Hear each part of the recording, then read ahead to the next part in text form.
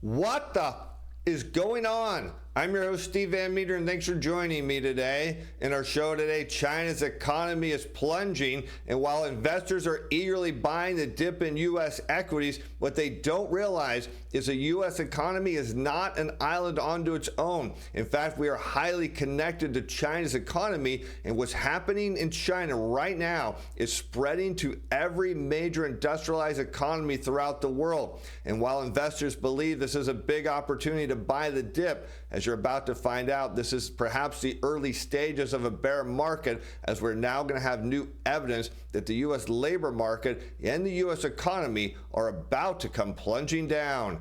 Now let's head over to Bloomberg, where he picked today's story up with a headline: as China's deflationary spiral is now entering a dangerous new stage. And it's important to understand what's going on here, because you'll hear from central elites such as Fed Chair Jerome Powell that they have the tools to deal with inflation. In fact, that's what we've seen. They just tightened monetary policy, and even though we know the effects of inflation were likely to cool off anyways, the Fed then pats himself on the back and says, look at what we did. But the one thing that central bankers all around the world and the political elites from every major industrialized economy fear more than anything is deflation is happening in China, and as we're seeing now spreading across the world.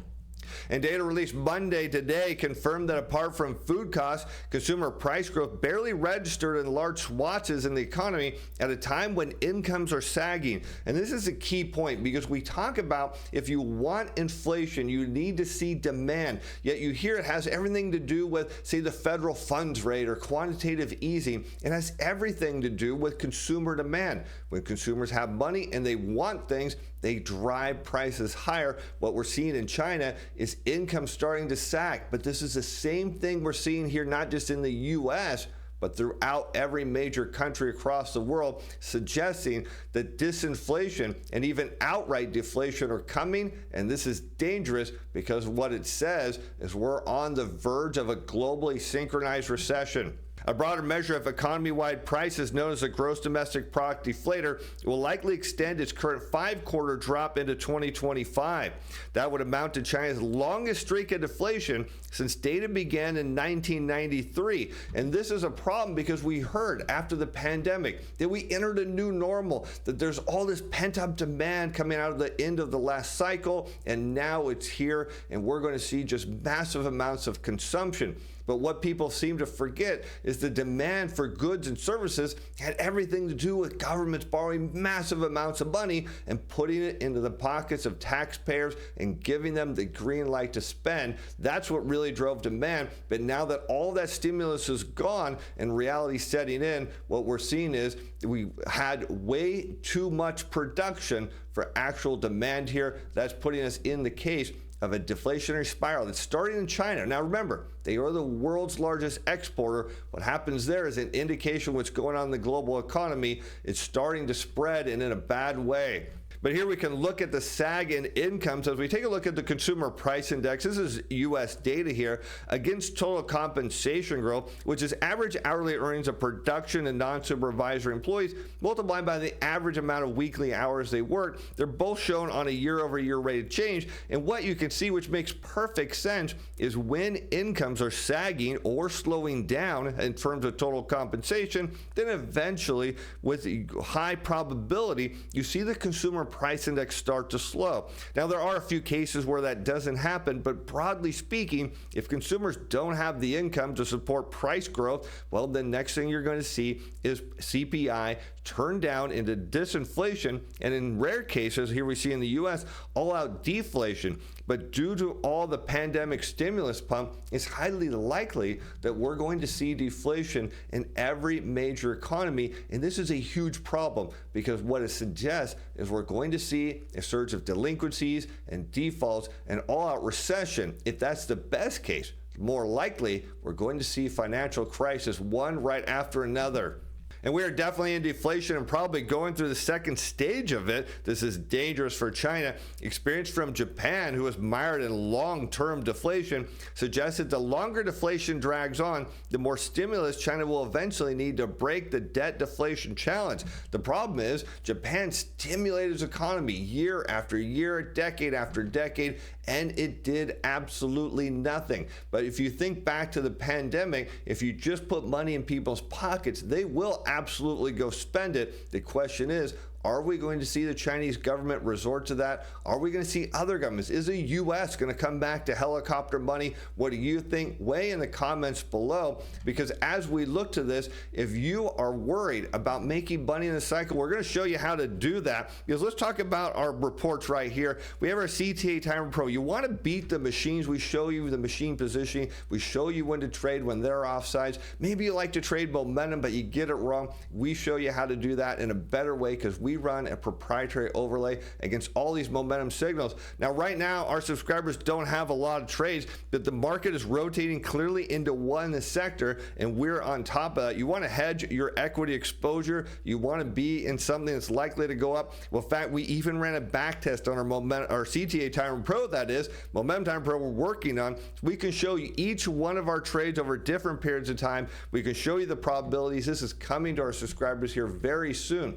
But if you want to be a better trader, you want to be a better steward of your money, allocate it where it needs to be for the cycles of the market, you get the reports, you get the tradable signals. I go through every trade and give you my opinion on them. I give you the stop loss levels. We track them and the returns for every trade. And we update our stop loss levels once a week on Saturday. You get a 30-day free trial. And here's the best part. You can duplicate every single one of our trades with 100% accuracy. Can't say that about anyone else, because we give you the tools and we give you the confidence. Our reports are second to none, and now we have backtest data to prove it. Links in the description below. Jump on that before we have to see inflation in our prices. The danger for China is deflation could snowball by encouraging households reeling from falling paychecks to cut back on spending or delay purchases because they expect prices to fall further. And that's an absolute myth, because consumers want to consume. We love to go out and spend and buy things. The reality is, it isn't that we're thinking about, well, I'll buy that, but I'll just wait till the price goes down. We don't have the money to afford it now, because we want the instant gratification. That's why we live in a debt-based economy. You can buy things today that you don't need with money you don't have. That's the beauty of it. The reality here is consumers aren't spending, not because they think prices are going down, because they can't afford it, because they have too much debt and not enough income. And corporate revenues will suffer as well, stifling investment and leading to further salary cuts. This is a key point we've made here. Why are we seeing a sagging income growth here? Because if companies don't have inflation to raise their prices, they don't have money to give out to their employees, so they don't. And what in turn does that lead to when demand goes down? Well, it leads to layoffs, and that leads to bankrupting families and firms, because we see in every end of every cycle, there's just too much debt.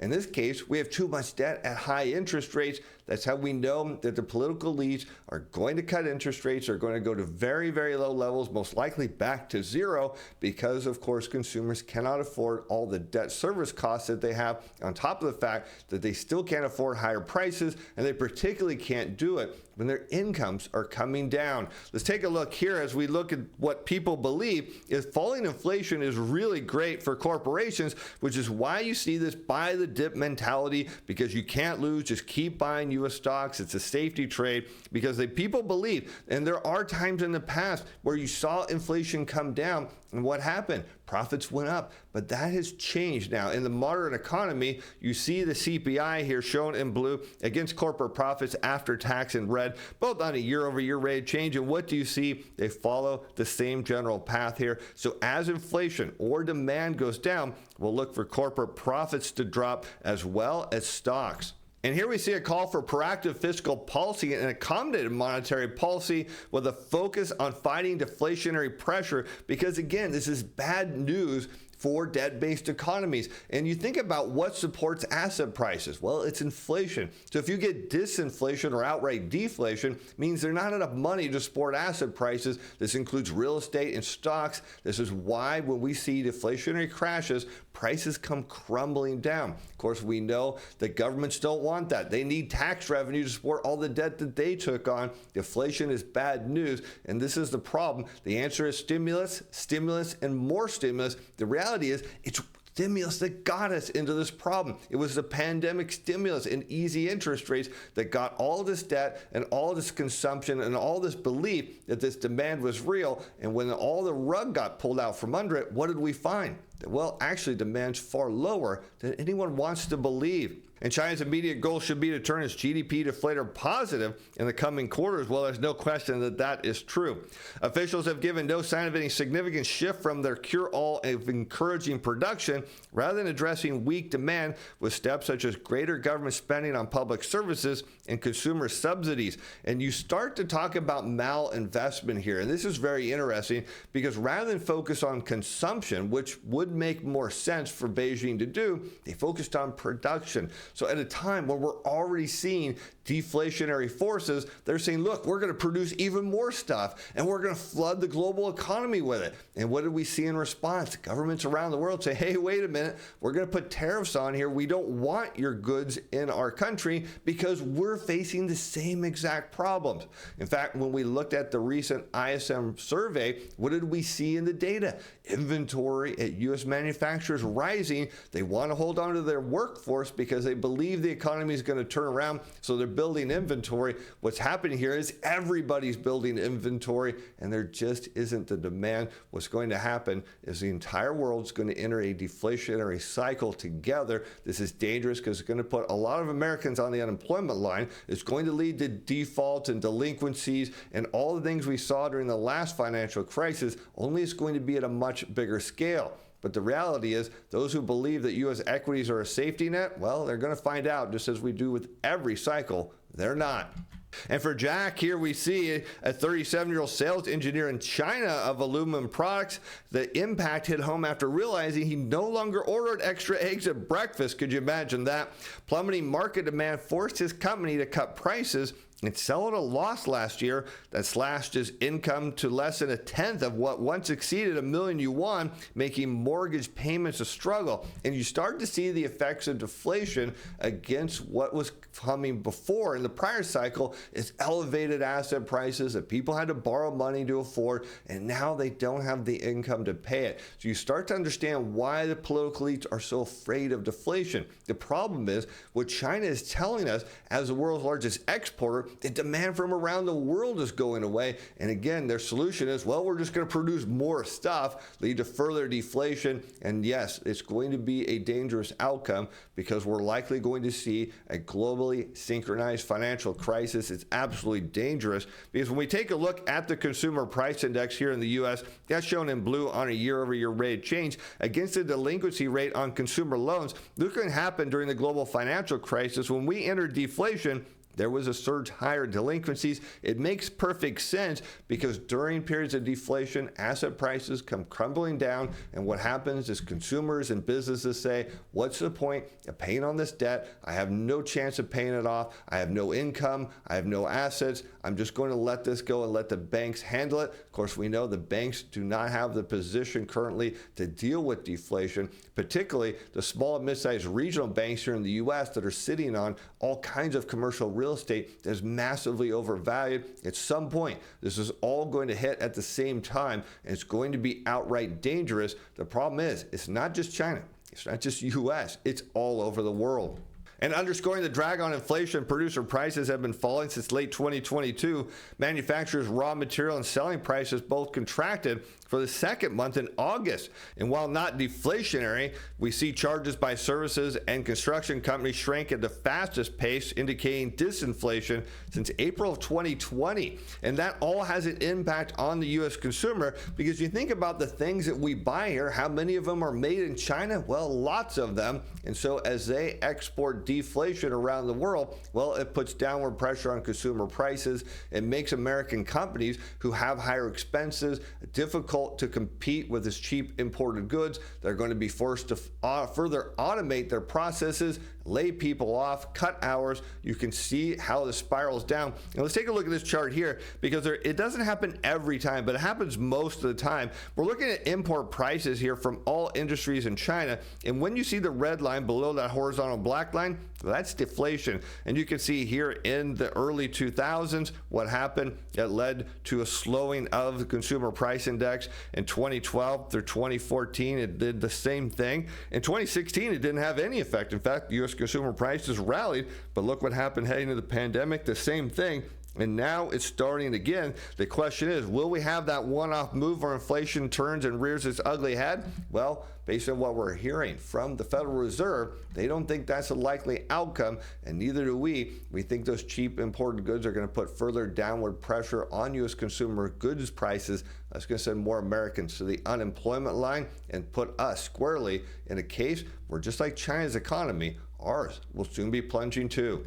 And meanwhile, the deflationary mindset is starting to take hold as consumer confidence is hovering at a record low. This in China, and households report a growing willingness to save instead of spending or buying homes. And why would that be? It's not because they think prices are coming down in the future. It's because they think they're going to lose their job. They think their incomes are going down. They think the amount of hours they're working are going to fall. They believe they're going to get financially hit. So when that happens, you start to see a shift in consumer habits where they end up saving more and paying down on debt. That's what's really interesting, because when we look at the U.S. savings rate, we see it near one of its all-time lows. And we've talked about there is going to be a point where the U.S. consumer realizes the economy is not working in their favor. They're going to be forced to start saving and paying off debt. And at that point, it's game over for the U.S. economy.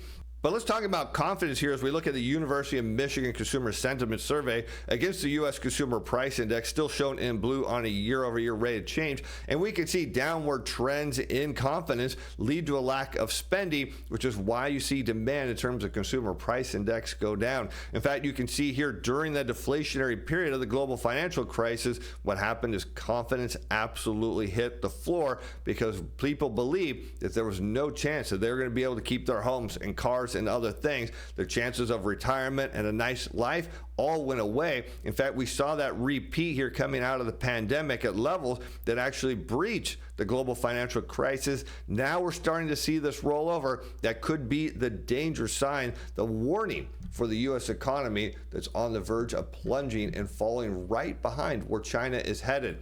Because when we look at advanced retail sales, we talk about how these manufacturers in China and parts of the U.S. are actually building inventory, pushing product out the door. But what happens when consumer sentiment rolls over? People save more, they spend less, and that means retail sales come down. That means more people hit the unemployment line, and that is what we're facing here. If this is a new downward trend in consumer sentiment, look for U.S. retail sales to head down. Look for demand across the board to fall. This is dangerous because, again, it puts more people on the unemployment line. And as far as consumers here in the U.S. being able to tap their credit to keep afloat, well, that's changing as well, as Americans now face a credit hit as student loan debt goes delinquent again.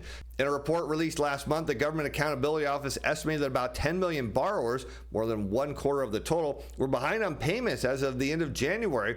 About 2/3 of them were more than 3 months late, meaning they normally classified as serious delinquent. And that's an issue because once you start having delinquencies, guess what credit agencies do? They change your habits there very quickly and keep you from accessing new credit.